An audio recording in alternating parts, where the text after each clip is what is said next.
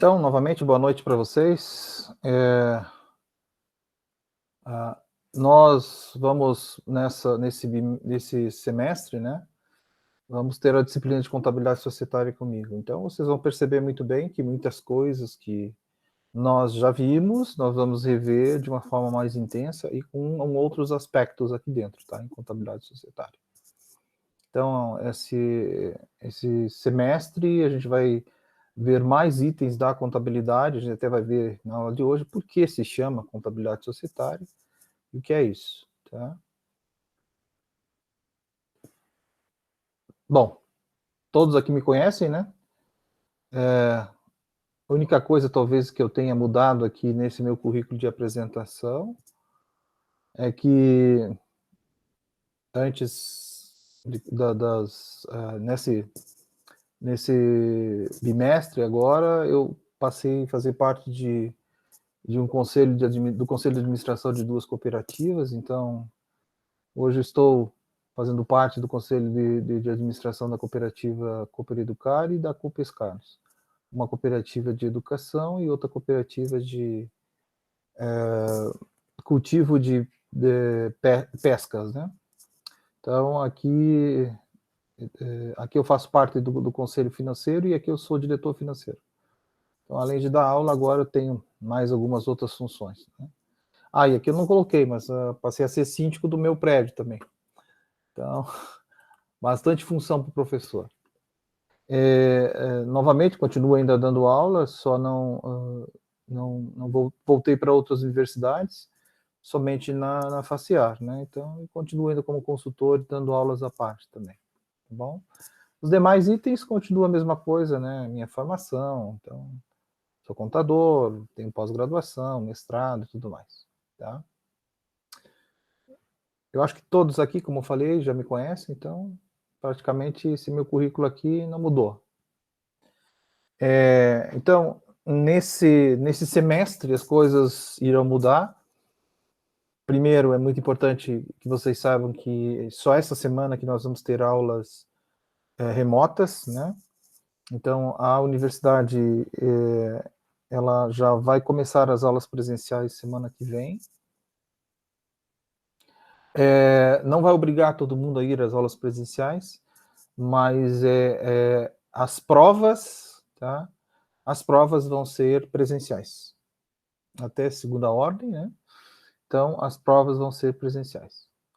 E como as provas vão ser presenciais, diferente do que já acontecia com online, vão ser as questões, também vão ter as questões, mas no meu caso eu vou fazer provas com consulta. Só que com um detalhe, né? Vocês vão poder fazer a consulta, mas há apenas uma folha de papel A4, escrita à mão, que vai ficar anexo à prova. Então, isso aqui vai ter valor 7. E vai ter também um trabalho antes da prova, esse aqui a gente vai fazer online, que, novamente, não sei se foi na turma de vocês, mas vai ser um trabalho individual, tá? Ele vai valer 3 pontos, mas não pode ter cópias, né? Então, nós tivemos muitos problemas nesse último semestre, que eu dei muito zero para muita gente aí, que praticamente só trocou o nome do trabalho. Então, a ideia é avaliar vocês no seguinte sentido, de entender se vocês têm um conhecimento, né, daquele item que está sendo cobrado na prova, mas de forma individual, não em equipe. É porque também nem conseguimos mais fazer em equipe, né? O ideal seria aqui fazer esse trabalho em equipe em sala de aula, mas não dá mais para fazer. Então, esse vai ser um trabalho individual, que vai valer 3 pontos, que como 7 compõe a nota final de vocês. Tá bom? Alguma dúvida em relação a isso aqui? Mesma coisa, o fato também das aulas começarem na... Opa, tem mais gente chegando aqui. As aulas, só relembrando, né? As aulas começam de forma presencial semana que vem. Então, mais uma vez, só retrato a vocês que eles estão seguindo todos os protocolos, né, de biossegurança pedidos aí pelo governo e também pelos órgãos de saúde. Então, final do semestre passado, a gente já deu aula de forma presencial, só que foram poucas pessoas, né? Mas agora eu acho que com a cobertura da vacinação, eu acredito que o Covid, no geral, está tendo uma queda bem vertiginosa. E assim, por mais que a gente tente melhorar as aulas online, nada substitui a aula presencial, né? Então, a aula presencial ela é muito mais intensa, muito mais dinâmica, tem a participação dos colegas, as salas estão bem estruturadas, né? Então a gente não está tendo espaço entre as carteiras, então não se preocupe em relação a esse aspecto.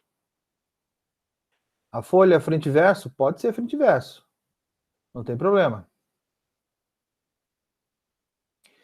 Então, eu acho que eu já respondi também ao Douglas aqui, né? Douglas, estão sendo respeitados sim os protocolos, mesmo porque também semestre passado, numa das turmas que eu estava dando aula, teve um aluno que foi para a aula e estava infectado, tá? Mas ninguém se contagiou por conta disso. Por quê? Porque todo mundo de máscara e todo o protocolo, o professor não chega perto dos alunos, o professor tem uma área reservada para ele, e também não existe o contato entre os alunos. O detalhe, né, não vai ter intervalo para vocês, e se não me engano, a cantina da faculdade vai estar fechada. Então, quanto a isso, não tem problema. E claro, depois de descoberto isso, por isso até que, assim, vai ser feita chamada, mas a chamada não é para dar falta por o aluno. A chamada é para ver quem estava na aula, para que justamente a gente consiga mapear se por acaso houver problemas de contágio. Um aluno que estava contaminado, que pode a gente também fazer rastrear. Nesse evento que aconteceu no semestre passado, nós isolamos, né, os professores que deram aula para aquele aluno, no caso fui eu, e no outro dia eu já fiz o teste do Covid, né, para ver se não tinha sido contaminado, por quê? Porque eu ia dar aula nas próximas semanas, mas mesmo assim, a gente fez uma quarentena de 10 dias, só na outra semana eu pude voltar a dar aula presencialmente. Então, os protocolos estão sendo seguidos? Estão sendo seguidos. Claro que vão ter que ter a colaboração de vocês, né? Então, primeiro deles, né? Não compartilhar nenhum material de aula, né? Uso de máscara na universidade inteira. Então, esses protocolos são meio que básicos, não somente na universidade, né? Mas em qualquer lugar hoje em dia. E o que mais? Os exercícios que forem eventualmente feitos em sala de aula vão ser de forma toda individual, e a gente não vai, né, evitar aí o máximo, vamos manter o distanciamento. Então, esse vai ser o ponto-chave. Você tem alguma dúvida em relação a isso? Mais alguma dúvida? Pessoal que chegou agora, Patrícia, Douglas, Larissa? Não, tá? Quantos daqui pretendem ir para a aula semana que vem? Ou ainda estão decidindo? Patrícia vai, Juarez também.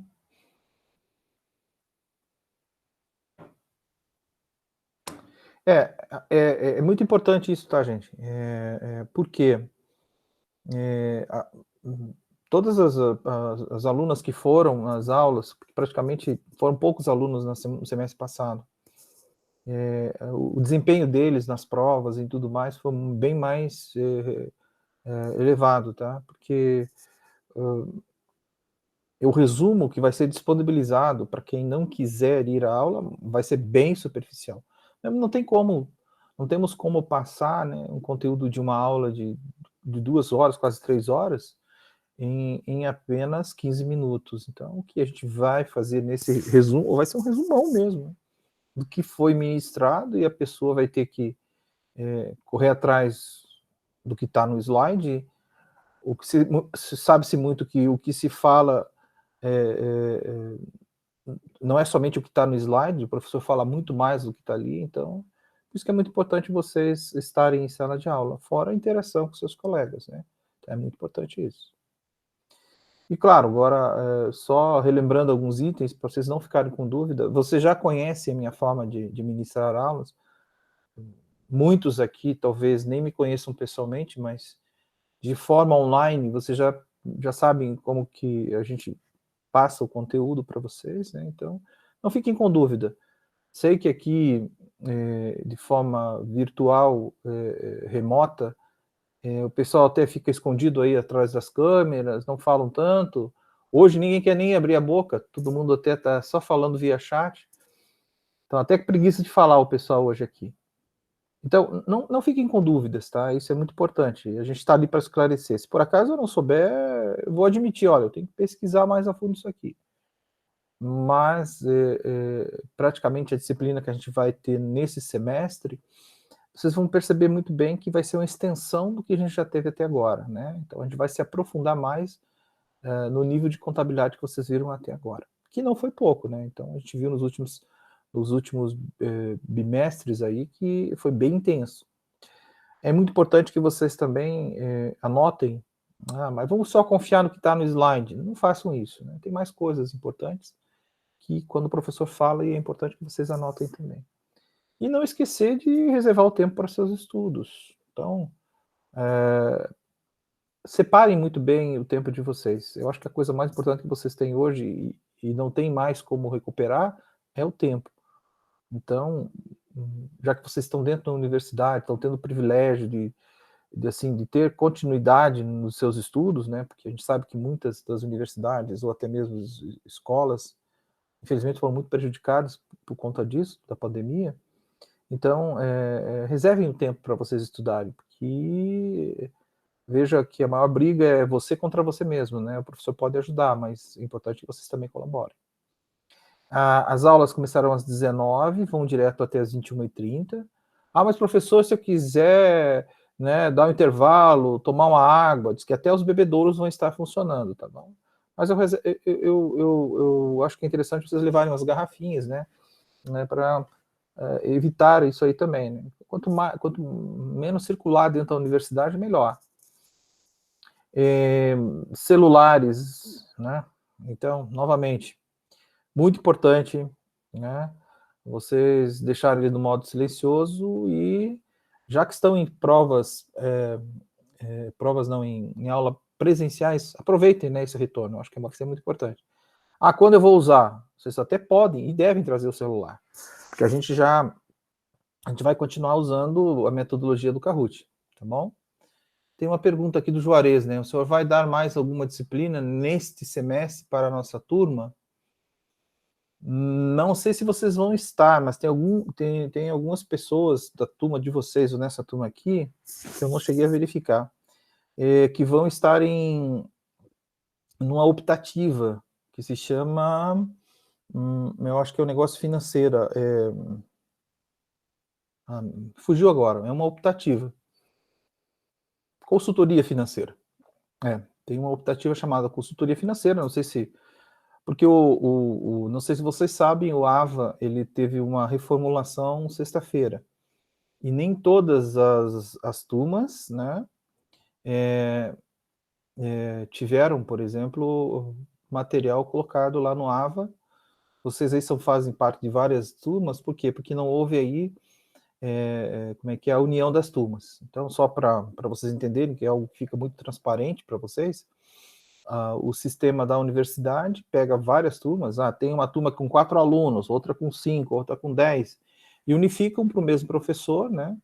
Muitas vezes a disciplina pode ser dada em qualquer período, então otimizam, né? Colocam tudo em uma única turma. Só que na hora de colocar no AVA, ele fica de forma separada. E o professor preenche um e automaticamente os outros, o sistema preenche de forma automática. Então, quando o professor preenche uma disciplina mãe, que eles chamam, os outros são replicados de forma automática. Mas, como houve essa modificação no AVA esse final de semana, me parece que algumas turmas não tiveram, né? Não sei se foi o caso de vocês, o material publicado. Então, vocês vão abrir lá no AVA, não vai ter o material. Tá? Algum de vocês aqui entrou na sala e não teve esse material publicado? Pertence a alguma turma que o professor... Porque o que eu fiz? Em uma das turmas que eu vi que tinha maior número de alunos, eu consegui colocar o material. Tá? Como ia ser replicado para todos, não teria... São 3 turmas, me parece que estão aqui. Não teria por que eu estar repetindo em 3 turmas, mesmo porque eu estou com... Nesse semestre, eu estou com 4, 5 turmas e talvez ainda pegue mais orientação de TCC também. Então, não sei como é que vai ficar. Tá? Então, alguém de vocês teve algum problema em relação ao material? Sim ou não? Pode falar no microfone também. O Juarez diz que teve acesso. Larissa. A Larissa já teve aula comigo, Larissa? Não, com você não. Tá. Sem problemas. Bom.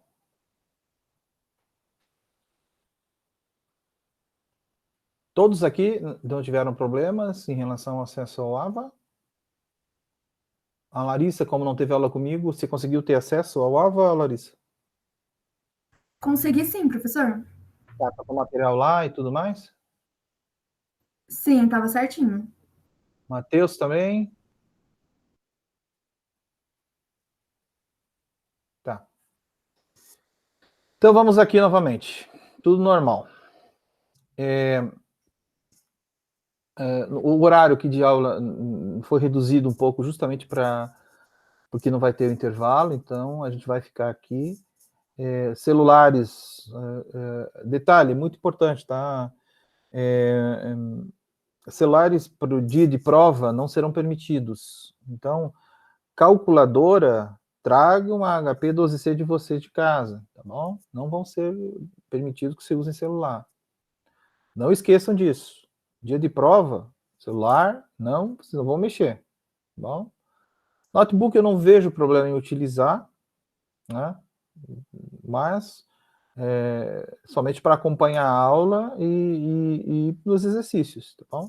Para evitar também, porque nós temos aí várias distrações, então é importante que vocês aproveitem esse momento, novamente, que eu estou falando, das aulas presenciais, então vai ser... Vamos tentar interagir mais com vocês, tá bom? Metodologias, aulas expositivas, dialogadas, práticas, vão ter bastante exercício em sala de aula, vai ter casos práticos, né, e vamos continuar com o uso do Kahoot, de forma online, tá? Então, a gente vai usar aí de forma online. Eu acho que eu já me cadastrei ali no Wi-Fi da universidade, então a gente vai ter, se possível, a cada aula, pelo menos um exercício para a gente mexer com os conteúdos ditos naquela aula, tá bom? Alguma dúvida? Até aqui, a Larissa, que acabou de entrar, que não me conhece, você tem alguma dúvida, Larissa? Não, professor, nenhuma. Em relação à prova, um detalhe que eu acho que é importante aqui, que eu falei do trabalho, né? Esse trabalho que a gente vai fazer antes da prova é justamente uma aula antes da prova, tá? Por quê? Esse trabalho vai ajudar vocês a revisarem o conteúdo que possivelmente vai cair na prova, ou relacionado com a prova. Ele vai ter o peso de 3, né, no total da nota, e a nota prova presencial, 7. Então, vão ter as provas normais, né, a gente vai ter aquela semana de provas, que vai valer 7 e o trabalho 3.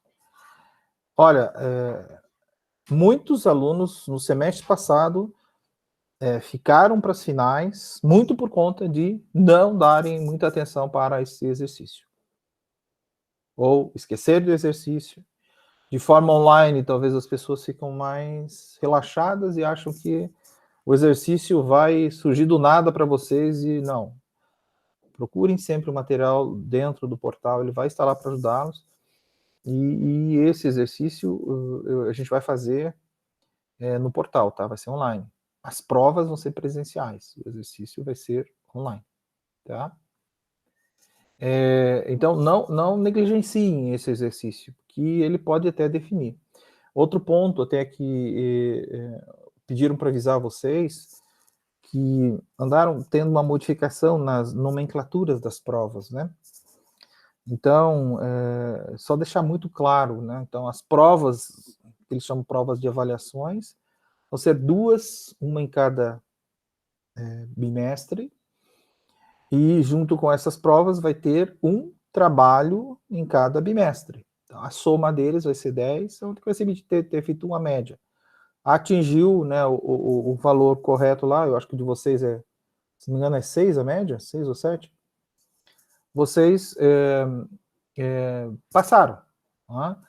Ah, professor, fiquei abaixo da média. Aí vocês vão fazer uma prova no final, tá? Eu estou falando aqui das aulas presenciais, que se chama a prova aí, que antes era de recuperação de nota, essa é a prova final, tá? E eles, não existe a prova de substitutiva.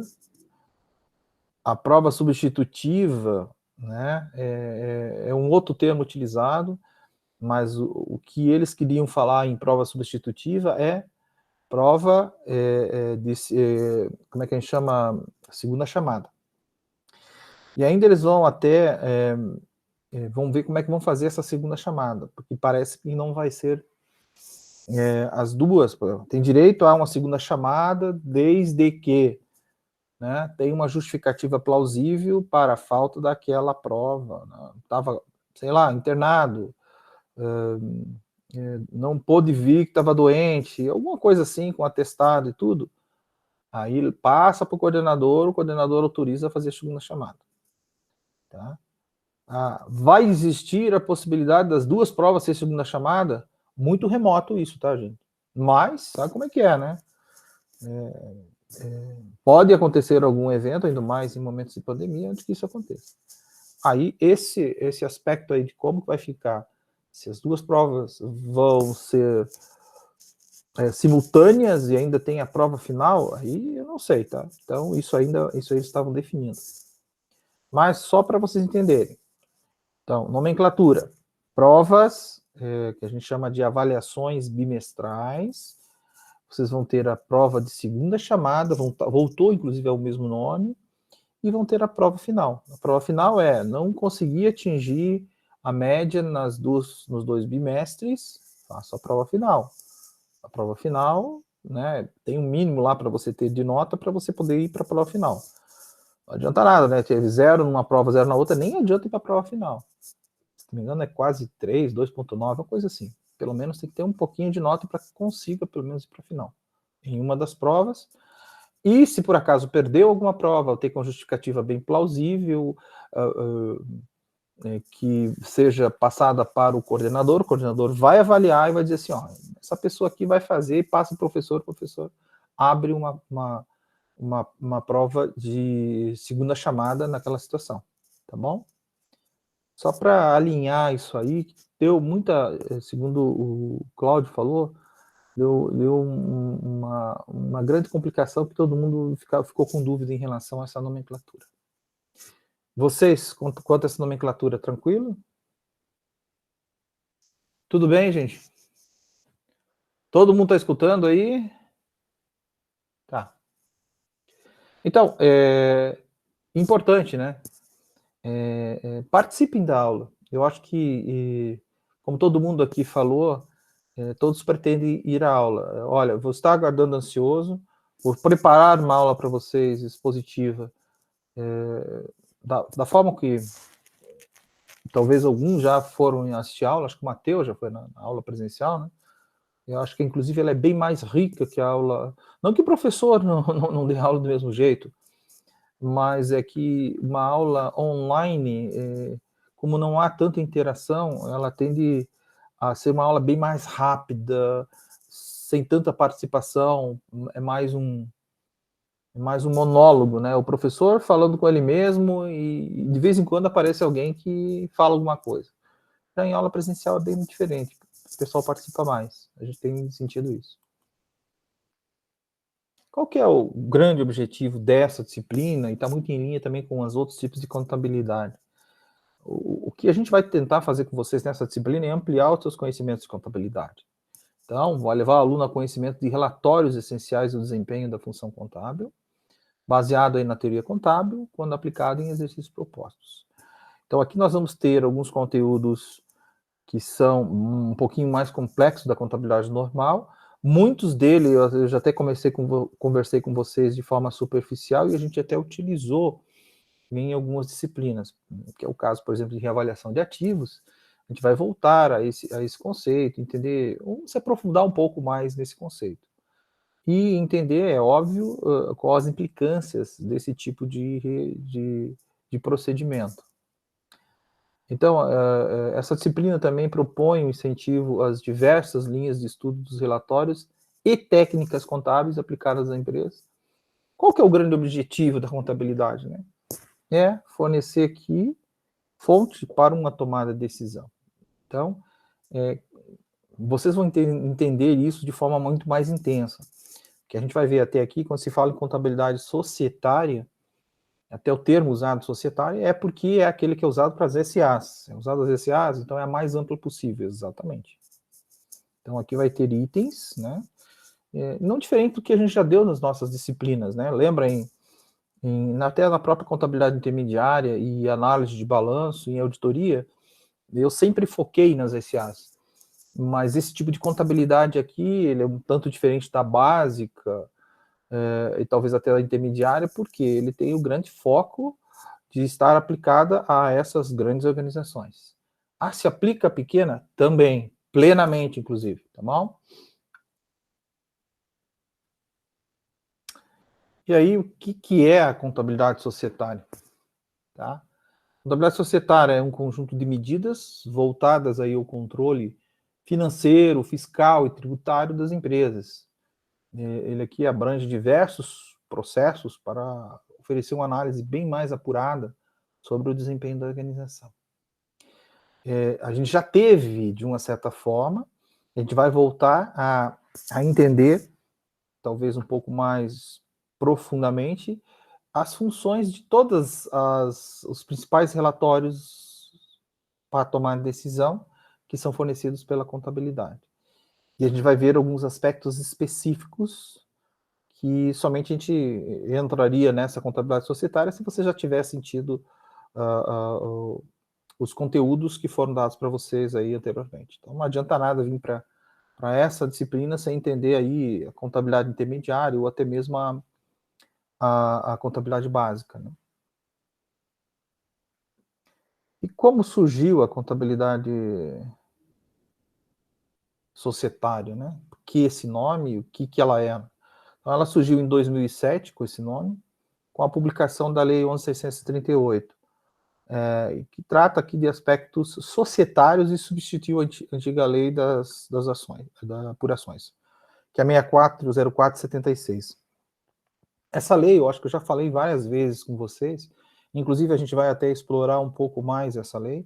Algum outro professor já explorou as diferenças entre o que era a 6404 de 76 e o que mudou dessa lei anterior para a 11.638 com vocês ou não? Se eu pergunto para todo mundo que Não. está online... tá. Não. Quem falou foi o Matheus? Eu.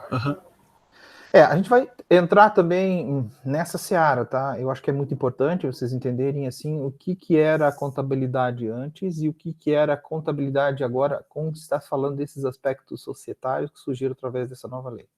A 11.638, ela trouxe, assim, um viés bem diferenciado da contabilidade que é aplicada no mundo inteiro.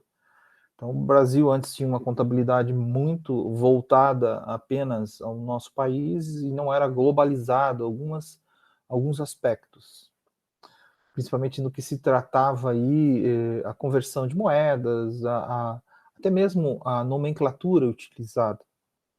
Então, nós vamos falar sobre essa mudança, isso é importante também, tá?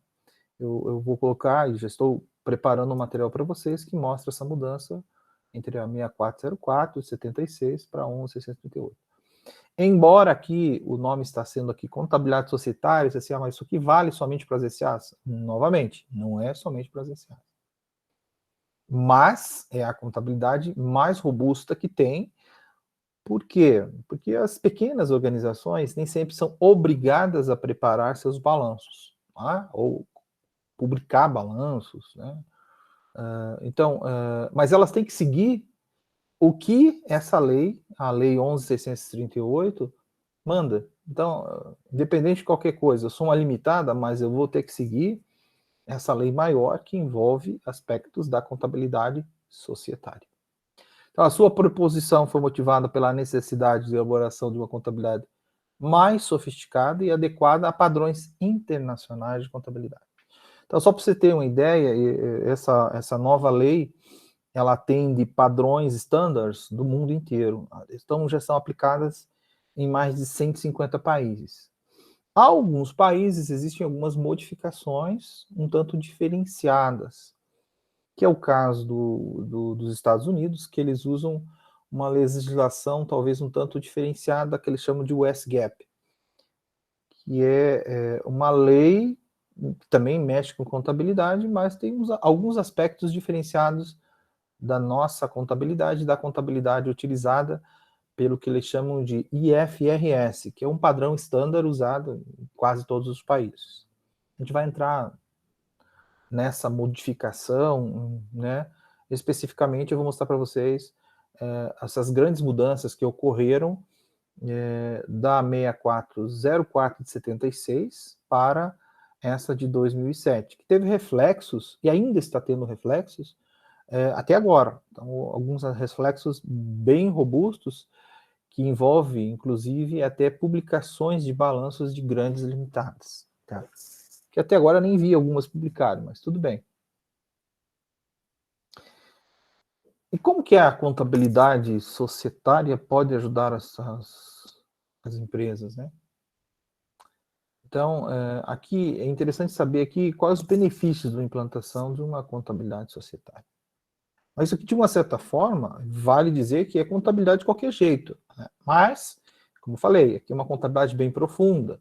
Vocês já tiveram também, possivelmente, alguns de vocês tiveram controladoria. Né? A controladoria, em que tipo de empresa se aplica uma estrutura de controladoria? Nas grandes organizações. Inclusive, nas grandes organizações, a controladoria é separada em várias caixinhas, onde tem só a área de tributos é uma caixinha, só a área de contabilidade propriamente é outra, e assim vai. A área de compliance e tudo mais vão estar penduradas nessa controladoria. E quais são os grandes benefícios da implantação dessa contabilidade societária nessas grandes organizações? Então, aqui a prática da economia tributária é o grande fator, inclusive é um dos fatores pelo qual, né, todas as empresas pensam, vamos fazer a contabilidade. Hoje está mudando um pouco também essa visão, principalmente essa nova lei mudou essa visão, de não pensar apenas em produzir dados para ter economia tributária. Eu vou pagar menos imposto. Como é que eu faço para pagar menos imposto? Não, não é só isso. A contabilidade não é só geração de informação para pagar menos imposto. Então, o primeiro item aqui fala, né? Prática da economia tributária para distribuição de lucros para os sócios. É óbvio, né? Se eu pago menos imposto, eu tenho possibilidade de dar mais recursos aos sócios. É óbvio isso. Né? Então, eu vou ter uma redução substancial também na pessoa física? Também. Embora que isso tende a mudar aí pela frente, tá? Então, estão estudando uma forma de acabar aí com essa não tributação de lucros dessas empresas. Mas, essa que a gente chama de planejamento tributário, tanto na pessoa jurídica como na pessoa física, é um dos benefícios dessa contabilidade societária. E ela é essencial em um possível processo de recuperação judicial. Todo mundo já ouviu falar no termo recuperação judicial ou não?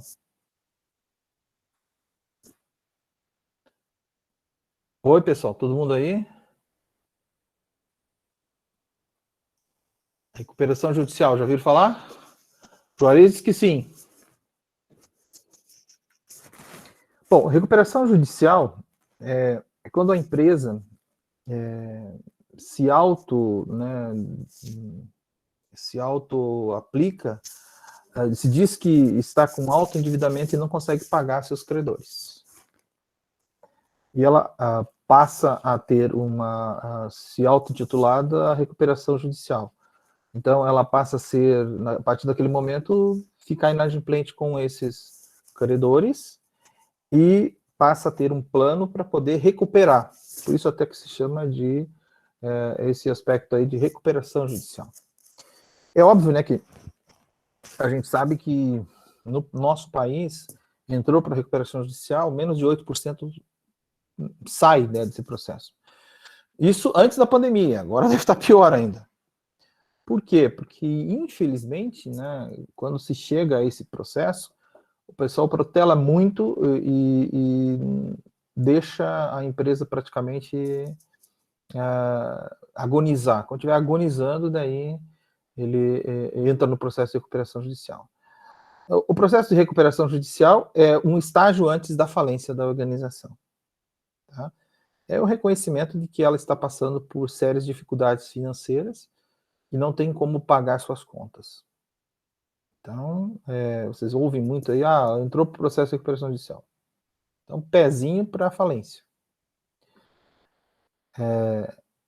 Se eu tenho uma contabilidade bem ajustada, é óbvio, né? Não quer dizer que eu não possa, por mais que eu tenha uma contabilidade financeira, contabilidade societária ajustada, isso não quer dizer que eu não vou cair num processo de recuperação judicial.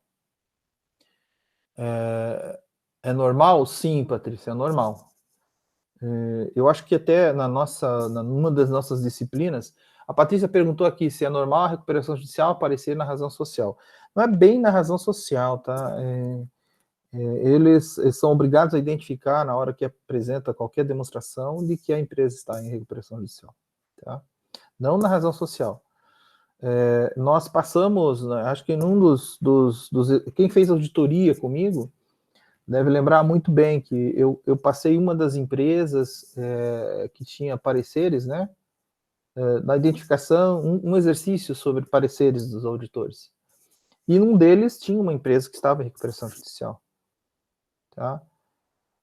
E daí tinha o parecer lá que tem continuidade e tudo mais, mas não que vá alterar a razão social da empresa, mas é para alertar quem for fazer o investimento em uma empresa dessa que, né, a empresa está com problemas. Então, é risco total, né?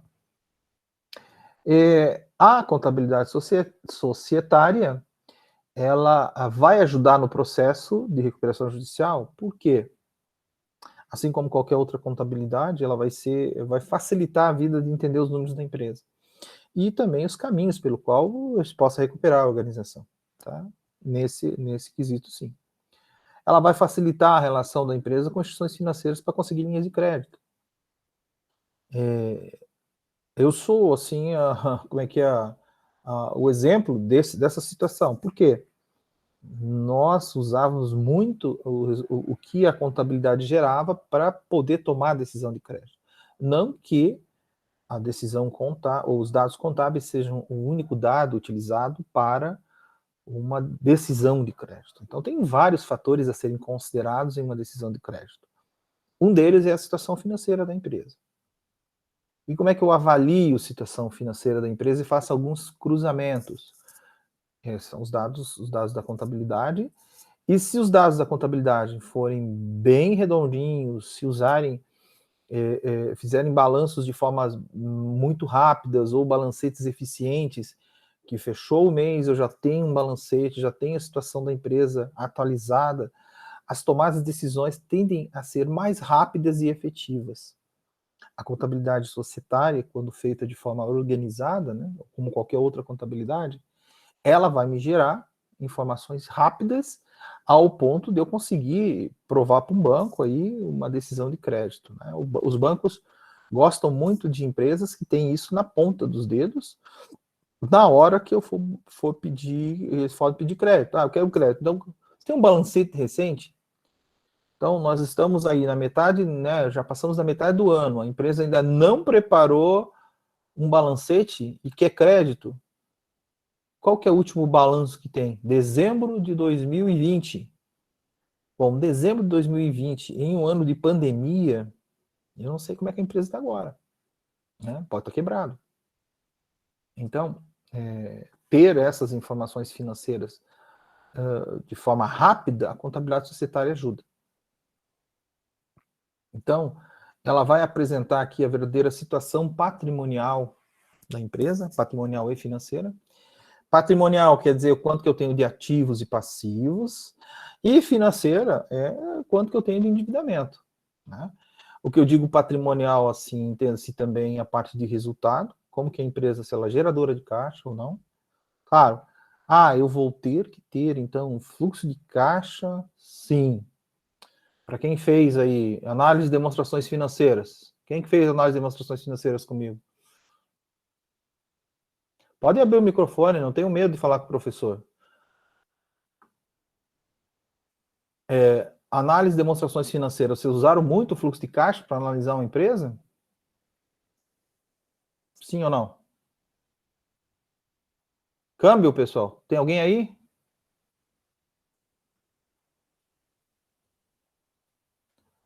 Pessoal? Juarez falou ali, sim. Vocês perceberam, né, que fluxo de caixa é uma das demonstrações financeiras publicadas e que ele tem muita informação que, conjugado com indicadores, vai chegar nessa situação aí, ó. Situação patrimonial e financeira, ao ponto até, né, de você fazer uma análise econômico-financeira. Seja ela para decidir crédito, seja ela para comprar as ações da empresa, seja ela para recuperar a empresa, para gerenciar a empresa ou tudo mais. A contabilidade societária serve também como prova para apuração dos lucros, distribuição ou a venda de participação quando um sócio deseja sair da sociedade. Como é que eu consigo fazer aí o que eles chamam de valuation? Já viram falar no termo valuation? Sim ou não? Nunca ouviram falar no termo valuation? Quando eu preciso vender a minha organização, ou melhor, está saindo um sócio, né? E o sócio diz o seguinte: quero a minha parte, mas eu quero saber quanto que está valendo a empresa agora e eu quero o pedaço que me compete, né? É só dividir o patrimônio e entregar para ele? Não é bem assim, né? Eu tenho que fazer algumas avaliações. Então, aí primeiro eu vou ter que avaliar quanto que está valendo realmente a organização. Para isso, a gente tem que fazer, em cima de dados financeiros, a tal da valuation da organização. Esse também, essa metodologia também é utilizada para a gente ter a ideia se vale a pena investir na empresa, se vale a pena investir em um projeto. Então, o que eu faço no caso dessa situação? Eu vou ter que avaliar a empresa como um todo, e não é somente resultados, assim, é projeção de fluxo de caixas futuros, tá? Então, eu tenho que trazer valor presente, quanto que ela está produzindo de resultado, para ter uma ideia de quanto que a empresa vale. E vou usar agora uma frase que eu usei bastante na aula de análise das demonstrações financeiras. Uma empresa não vale o patrimônio que ela tem, e sim a capacidade de geração de caixa dela. E o valuation é muito em cima da capacidade de geração de caixa. Mas como é que eu vou obter essa capacidade de geração de caixa? Novamente, vou ter que montar dados em cima da minha DRE para ter esses números. Não é somente isso uma valuation, tem que avaliar mercado, né? Quanto que ele tem de marca, com quanto que tem de projeções, pelo menos de 5 anos aí de resultado, para saber, olha, teu pedaço de participação vale isso e a gente vai pagar para você tanto. Isso aí. Então, a apuração aqui dos lucros a distribuir na venda é uma das funções. Em juízo, atesta a situação patrimonial da organização quando ocorre disputa entre herdeiros e sucessores de sócios falecidos. E aí, como é que vale a empresa? Quanto que vale agora na hora de distribuir isso para os sócios ou para os herdeiros? Mesma situação do de cima, né? Na hora da venda da participação ou até mesmo na hora de provar aí quanto que vale numa distribuição litigiosa ou até mesmo amigável entre herdeiros. Então, a contabilidade societária ajuda isso aí. Comprova fatos que dependem de perícia contábil, quando em juízo. Então, ter isso de forma organizada, né, a societária permite que eu tenha isso e facilita muito a perícia contábil, que provavelmente deve ser uma disciplina que vocês vão ter também, ou já tiveram, não sei como é que está a grade de vocês. Auxilia na defesa da empresa quando ocorrem reclamações trabalhistas, pois pode ser utilizado como prova em perícia contábil. Ah, mas a empresa paga certinho, 13º e tudo mais, daí o funcionário vai dizer que não paga, não pagou e tá lá. Não, mas está aqui, ó. Está aqui no documento. Foi depositado tal dia, né? A contabilidade. Ah, mas isso aqui, professor, é igual a contabilidade? Sim, por isso da importância, por isso o termo contabilidade societária, utiliza-se a lei que envolve as SAs. Mas, né, é muito importante que isso seja feito. Não adianta ter a lei e não se utilizar dela, né? Afasta da empresa o risco de autuações fiscais relacionadas a tributos estatais. Na verdade, aqui era estaduais, estatais, né? Mas federais, municipais, não, até estatais, né? Tributos estatais, federais, municipais, estaduais, uma vez que é utilizada como suporte para uma defesa contra a autoinflação. Novamente, assim como pode servir como defesa para os funcionários, né, na hora de o funcionário entrar com uma reclamatória trabalhista, serve também para mostrar para o fisco que a empresa, né, recolheu certinho, está aqui todas né, as DIRF de recolhimento. Então, vai ocorrer uma autuação? Se você tem toda a documentação, não tem por que ocorrer essa autuação.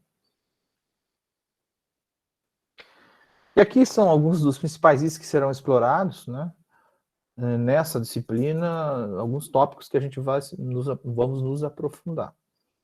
A gente viu, de forma bem superficial, não tão intensa, as principais demonstrações financeiras e suas funções. Vamos revê-las? Sim, vamos revê-las. E isso tem que ficar gravado na memória de vocês.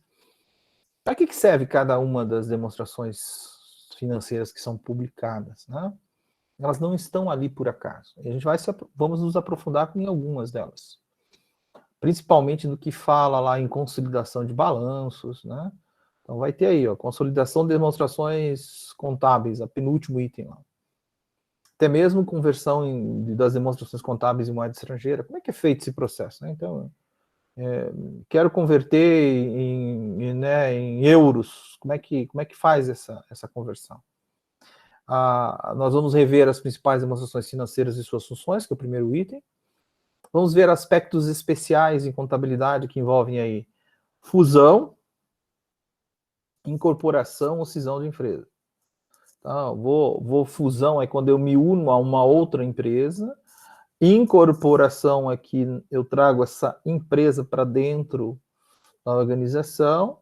E cisão é que eu tiro pedaço da minha empresa e cedo a terceiros, vendo a terceiros. Então, a gente vai entender esses aspectos, como funciona esses aspectos. Métodos de avaliação de ativos e passivos, como que são avaliados, né? A gente viu que notas explicativas, eles detalham muito bem esses métodos. Mas aonde que aparecem esses métodos? Aparecem em vários lugares, né? A começar já de cara no disponível. Como que são avaliados os itens que estão no disponíveis? No caso do item disponível, eu tenho lá quanto que eu tenho de aplicação financeira. Quem que me dá essa informação? A informação vem direto do banco, né? Mas e como são avaliadas, por exemplo, as participações em outras empresas, né? Aí que entra uma das avaliações que a gente vai falar lá em equivalência patrimonial. A gente já mencionou isso em aulas, talvez até de contabilidade intermediária e análise de balanço. Eu falei isso também, entrei nesse tema. Mas aí com aplicação dentro da avaliação. Equivalência patrimonial, todo mundo lembra o que é ou não? Câmbio, o pessoal está aí me ouvindo? O que é equivalência patrimonial? Matheus, eu acho que você lembra disso aí, Matheus.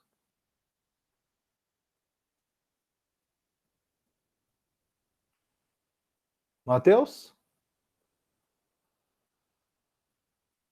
Jéssica? Oi, pode falar. Pode falar, Matheus.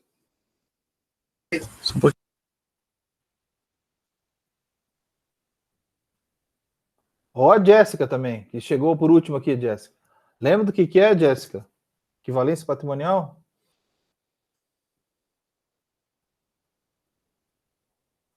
Jéssica, nos ouve? Câmbio? Oi, professor, agora eu consigo falar. Oi, pode falar, Matheus. Fala, Matheus. Falência é quando a empresa tem participação em outra empresa e tem que fazer essa proporção da porcentagem que ela... Exatamente. Então a gente vamos nos aprofundar em relação a esse tema, entender melhor como ele funciona, né? E ele é um dos métodos de avaliação. Ah, mas tem um método de avaliação que é o valor de custo. Ah, então, se eu não tenho, porque a equivalência patrimonial, ela é só utilizada para quando eu tenha participação relevante em outra empresa. Participação relevante quer dizer, eu detenho mais de 50% do capital votante, tá? Ou eu tenho uma administração comum, ou um ou outro, ou os dois, né?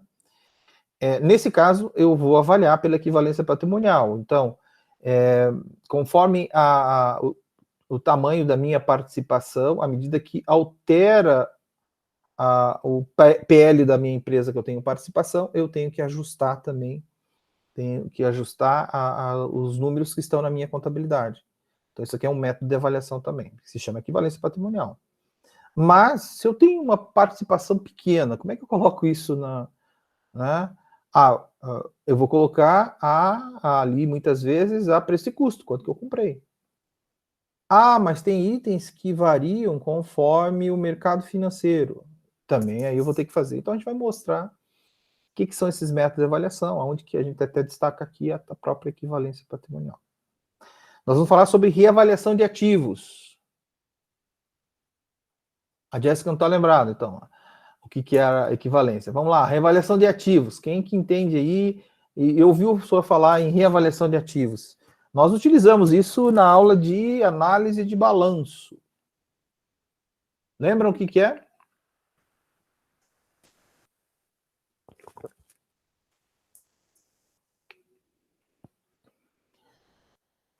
É a questão da depreciação, professor? Não é a questão da depreciação. Reavaliação de ativos é quando, na verdade, ela foi restringida a partir de 2007, com essa nova lei. Até 2007 era permitido, vou falar até como que era antes, né? O que como a maioria dos itens que são adquiridas no ativo, antigo permanente, hoje imobilizado, tanto imobilizado tangível como intangível, eu comprava e registrava aquele valor, muitos deles ficavam a valor de custo, tá? Então, comprei um prédio em uma região que até então não era tão explorado aqui, vamos lá, na região do que está aí, Araucária, né? Aí, esse prédio estava numa região onde que não tinha nenhuma infraestrutura. 2 anos, 3 anos, 4 anos depois, se criou-se várias estruturas em volta, e esse prédio, que estava registrado a um valor, sei lá, de R$1 milhão, ele vale muito mais. Eu sei que, né, pela avaliação de imobiliárias, aquilo vale muito mais. Mas por que eu vou precisar trazer um valor de mercado aquilo lá? Sim, quando eu quiser usar como garantia em alguma operação de crédito, eu posso usar o meu imobilizado ou o prédio como garantia. Então é interessante fazer uma reavaliação? Sim. O que a empresa fazia? Pegava 3 peritos e fazia avaliação. Um perito chegou a dobro, 2 milhões. Outro lá, 3 milhões. Outro, 4 milhões. Então, qual o valor que eu vou utilizar? Aí, vamos voltar para alguns conceitos de contabilidade, né? Então, nós temos o conceito da prudência, ou o princípio da prudência, que diz o seguinte: entre vários valores válidos, em caso de ativo, sempre vou usar o menor valor. No meu exemplo, eu vou ter que o quê? Considerar o dobro, né? Porque eu tive lá 3 milhões, 4 milhões e 2 milhões. 2 milhões é o menor. Então, eu vou usar esse por uma questão aí do princípio da contabilidade de prudência. Então, eu já tenho 1 milhão contabilizado. Eu tenho que contabilizar mais 1 milhão. Então, o meu imobilizado vai ficar imobilizado a valor de custo 1 milhão, reavaliação de ativos 1 milhão, total de ativo imobilizado reavaliado 2 milhões. O que vai acontecer com a depreciação? Simplesmente some. Por quê? Eu tenho um novo valor de ativo. Tá, estou gerando um ativo, mas eu tenho que também contrapartida no passivo. Daí vai aumentar meu passivo na mesma proporção, só que eu tenho que reconhecer dentro dessa metodologia contábil que eu tenho um imposto de renda diferido, eu vou ter que aumentar o meu patrimônio líquido, só que daí tem aí reveses em cima disso, principalmente que a gente utilizou quando falou em relação à avaliação de endividamento. O endividamento tende a ficar menor, porque a continha que eu faço do endividamento financeiro ou total, pego todo esse endividamento e divido pelo PL. Se o meu PL aumentou, automaticamente o percentual de endividamento tende a diminuir. Mas meu endividamento não diminuiu. Na verdade, o que aumentou foi o meu patrimônio líquido. E um detalhe, não teve 1 centavo de aumento em dinheiro, foi apenas um ajuste contábil. Então a gente vai discutir sobre essa reavaliação de ativos, os impactos, por que existe, vamos voltar a falar sobre isso, tá? Operações intercompanias. Alguém já ouviu falar sobre isso também ou não? Transações intercompanies. Ou transações entre empresas ligadas. Ou conta corrente controlada e coligada. Não é matriz e filiais, não é Juarez, não. Eu tenho o mesmo CNPJ e eu trabalho... Vamos dar um exemplo aqui, eu trabalhei na Positivo e a Positivo tinha o seguinte. Tinha a Universidade Positivo e tinha a Editora Positivo. Vários segmentos, então? Vários segmentos, muitas vezes até correlatos ou não. Então, a Editora Positivo tinha dinheiro a receber com a Universidade Positivo, ou até mesmo com a Escola Positivo, que é o caso do Terceirão, né? São todos do mesmo grupo. Eu sempre falo assim, eu estou falando aqui da mesma calça, só que com bolsos diferentes. Isso aqui, né, operações entre as empresas do grupo podem existir? Podem. Só que elas têm que seguir algumas normas. Uma delas é que tem que atuar com... Não posso estar fazendo essas transações, né, com taxas muito diferentes do que acontece no mercado. Por quê? Porque eu vou estar infringindo um conceito de mercado que a Receita Federal não gosta. Distribuição disfarçada de lucro pode acontecer nessas situações. Né? Na hora que eu estou vendendo algo para uma empresa do grupo, posso estar vendendo muito abaixo do valor de mercado, automaticamente eu estou transferindo lucro para aquela organização. Isso não pode acontecer. Porque daí tem diferenças na taxação de uma empresa para outra. Então a gente vai mostrar como é que funciona essas operações intercompanies, ou operações intercompanhias. O que elas são, né? Por que serve. Claro, no caso aqui da Positivo fica muito claro, né? Eu tenho uma própria empresa que faz os livros, não tenho por que estar comprando de terceiros. Filiais e matriz, por que não é, Juarez? Porque não são, você está falando de um mesmo CNPJ, só que com filiais diferentes. No final, vai embocar tudo em uma única empresa. Eu não estou mudando de empresa. Eu só estou tratando de a mesma empresa, só que com CNPJ diferente, porque são filiais colocadas em lugares diferentes. Ela tem a mesma atividade, só que em lugar diferente. Agora, intercompanias é uma companhia diferente da outra, com CNPJ distinto, tá bom? Por isso a diferenciação. Vamos falar também de consolidação das demonstrações financeiras. Quem já ouviu falar no balanço consolidado? Alguém já ouviu falar em balanço consolidado ou não? Que também é diferente de balanço de filiais e matriz, tá, Juarez? Não tem nada a ver com balanço de filiais e matriz. Embora que o balanço da matriz aglutina ou condensa todos os valores, né, em um único balanço. Mas eu estou falando da mesma companhia. Novamente, o mesmo conceito aqui é meio parecido com operações intercompanias, mas aqui, operações intercompanias é um item que aparece no balanço patrimonial. Já quando nós estamos falando de consolidação, nós estamos falando do balanço inteiro. É a soma de todos os balanços de empresas ligadas em um grupo econômico, excluindo transações comuns entre elas. Então, na hora de fazer essa consolidação, eu tiro as operações intercompanhias. Por quê? Novamente, eu só quero saber minhas transações com terceiros. Isso ocorre tanto no ativo, como no passivo, como na demonstração de resultado. Então, muitas vezes a empresa, o grupo tem 1 bilhão de faturamento. Mas desse 1 bilhão, muitas vezes, sei lá, metade é com empresas do grupo. Então, o faturamento com terceiros é apenas metade, não 1 bilhão. Então, dá falsa impressão de que a gente tem um baita do faturamento. O mesmo ocorre com o resultado, o mesmo ocorre com transações intercompanies e outras eliminações que devem ser feitas, que é o caso, por exemplo, da própria participação em empresas ligadas. Tá? Então, isso a gente também vai falar. A conversão das demonstrações contábeis em moeda estrangeira, e aqui até incluiria, que até eu não sabia, mas eu vou colocar aqui, a nova lei, as principais mudanças que ocorreram da Lei 6404 para a 11.638, que modificou a contabilidade de forma muito radical, né, internacionalizou os balanços.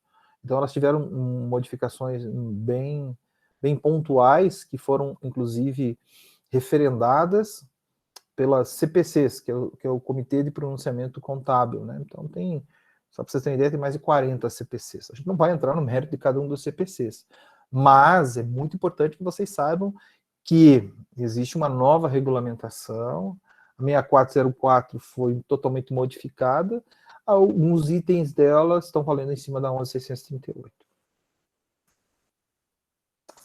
Qual é a bibliografia básica que a gente vai ver aqui? Então, Manual de Contabilidade do Padovese, José Luiz dos Santos, da Teoria da Contabilidade, Hilário Franco, Contabilidade ao Alcance de Todos. Eu só sugiro a vocês, tá?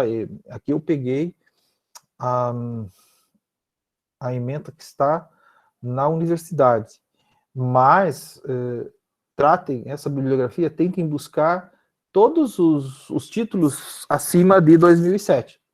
Por quê? Né? Então, é bem claro, né? Porque a partir de 2007 houve uma mudança radical em função dessa nova lei. Então, tem alguns aqui que são históricos, né? Que às vezes a gente está falando aqui de teoria da contabilidade, não vai mudar muita coisa, porque você fala teoria, mas aqui novos preceitos sempre vão ter que ser acima de 2007. Tá? E na bibliografia complementar, eu só daria um enfoque especial para esse último aqui, e até mesmo o primeiro, que envolve o pessoal da FEA, ou o FIPECAF também, tá? Então, já não sei se já ouviram falar no termo FIPECAF, que é da Fundação do Instituto de Pesquisas Contábeis e Atuariais da USP.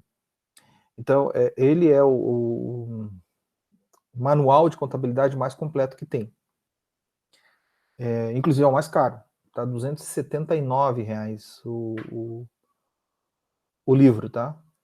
Mas, né, eu vou passar para vocês um livro em PDF, tá bom?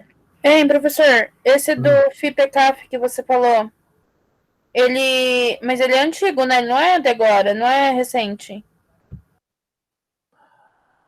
Sim, mas ele é a última atualização que tem. Claro, se vocês forem comprar, é isso que eu estou falando. Eu vou passar para vocês uma atualização, um dos últimos que tem, tá?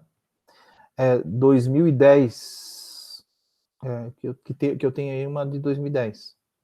Então ele está atualizado para as novas leis, é isso? Já está atualizado para a nova lei. Tá? Por isso a grande preocupação quando eu falo assim, na hora que forem pegar livros na biblioteca, né, agora você tem acesso à biblioteca e tudo mais, sempre peguem em parte de contabilidade acima de 2007. Isso vale também, o pessoal vai fazer TCC, tá, gente? Por favor, não vão me falar lá em DOAR, que DOAR não existe mais, tá? Demonstração de origem de aplicações de recursos. Então, talvez coloquem lá, eu já peguei um TCC onde que a pessoa estava falando lá, que as demonstrações publicadas é DOAR e tal. Pera lá, isso já não existe mais, a Lei 11.638 já tirou isso fora, né? Já foi criada a DVA, foi criado outras demonstrações financeiras mais atualizadas. Não me pegue em livro anterior a 2007, a não ser que você queira buscar dados que envolvam itens que não foram foco dessas alterações na nova legislação, tá bom? Que conta a história da contabilidade, que a história a gente não consegue mudar, mas as atualizações de aspectos de novas decisões, sim, então só tem que tomar esse cuidado, tá? Se permaneceu intacto algumas coisas, não tem porquê, pode ser pesquisado em qualquer livro, porque muitas vezes são o que a gente chama a base da contabilidade. A história da contabilidade não vou conseguir, não vai mudar com a atualização do livro, né? Mas procedimentos, sim, e quando você fala em procedimentos, eu digo para vocês pegarem o manual da contabilidade societária, que é o FPCAF. Tá? Eu vou disponibilizar para vocês isso aí. Dúvidas? Tranquilo, pessoal? Você também vai dar disciplina pra gente de contabilidade avançada? Não tenho pelo menos para esse semestre. E não sei se vou ser eu que vou dar no próximo semestre. Se é que tem também o de vocês avançado. Tem? Não sei. Não vi a grade da universidade. Eu sei que... Tá aparecendo ali, contabilidade avançada, sim. Avançada? Com o meu nome? Não! Ah, tá. Não sei se vou ser eu, não, Jéssica. A Jéssica caiu, inclusive. Ou ela ainda está aí?